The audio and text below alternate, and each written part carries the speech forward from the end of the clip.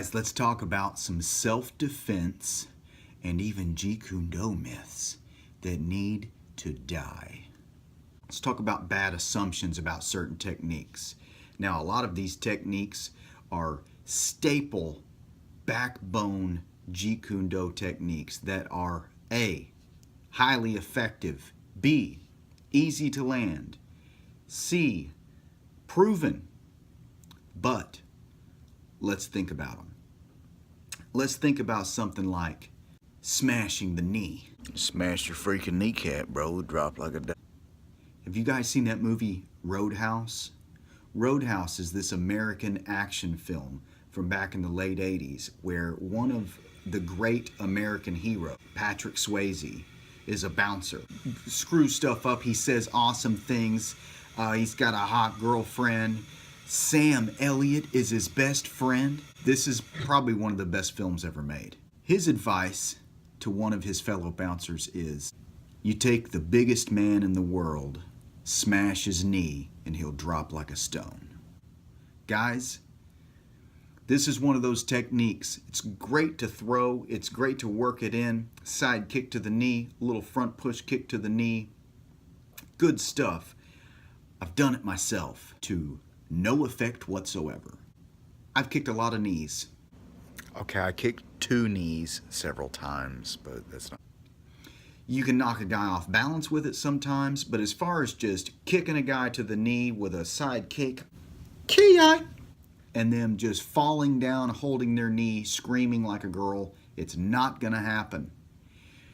You see guys like John Jones using it in the UFC. He's not kicking the knee, he's kicking right above or right below the knee, and every once in a while you legitimately see a guy get hurt with a leg kick or a stomp out kick like this. It can happen, but for the most part you're not seeing guys get kicked in the knee or in the leg once or twice and just falling down and the fight being over. That's not how it works. Adrenaline, drugs, alcohol, meanness.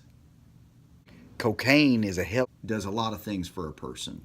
So work the knee, work that into your program, but don't rely on it. Throat punching.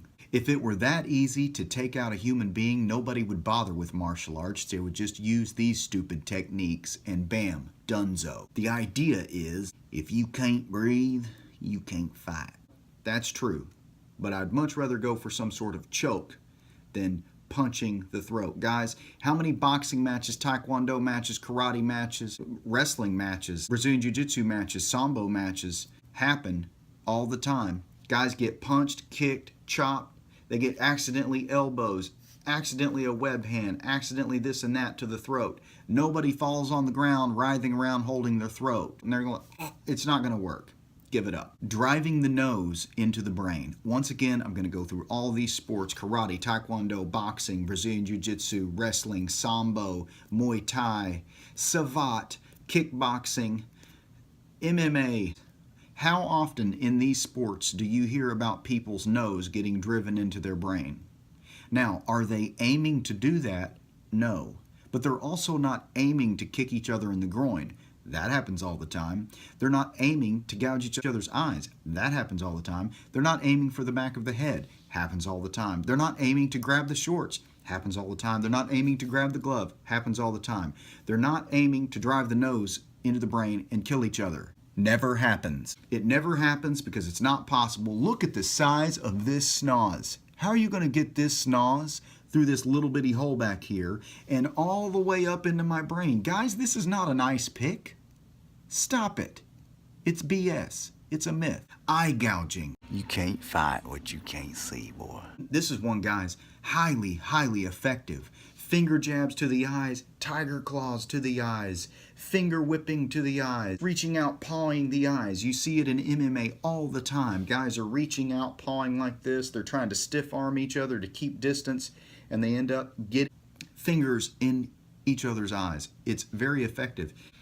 If you notice, oftentimes the guy that gets eye gouged pretty badly will lose the fight. You can't fight what you can't see.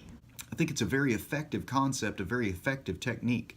But, guys, if you are missing chances to smash jaws, you're doing it wrong. The finger jab, the finger whip, clawing, pawing, stuff like this is stuff to work into your combinations. It's not something that you need to just be constantly aiming for, trying to land this one strike.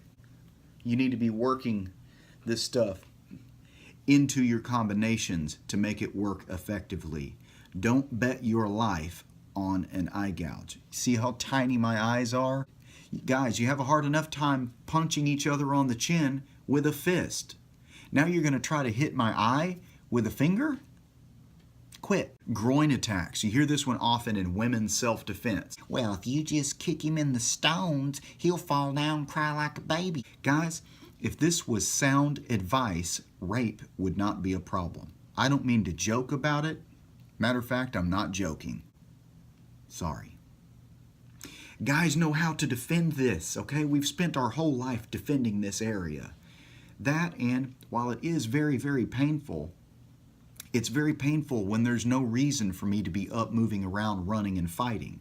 If I still have a reason to move around, run, and fight, the chances are pretty good that I'm going to be able to do that, even though my junk hurts. Catching punches and doing wrist locks. Stop it. Guys, this does not work. It's nonsense. You can't even see punches coming half the time. You can't even block them. You can't even move your head out of the way.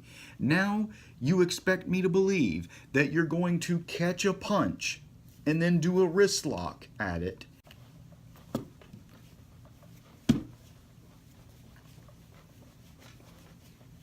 That's nonsense. That's utter nonsense. I don't want to have this freaking talk again. Single blows to anywhere. To the nose. Oh yeah, his eyes will water up. He's done fighting. He just gonna sit there and cry. That's not gonna work. The solar plexus. Oh yeah, it's so devastating, man. They're done, bro. The chin. Guys, some people's heads are made of concrete.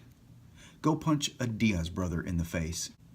Good luck. How about some silly concepts or strategies? Stuff like, don't punch in a street fight. What are you doing in a street fight, idiot?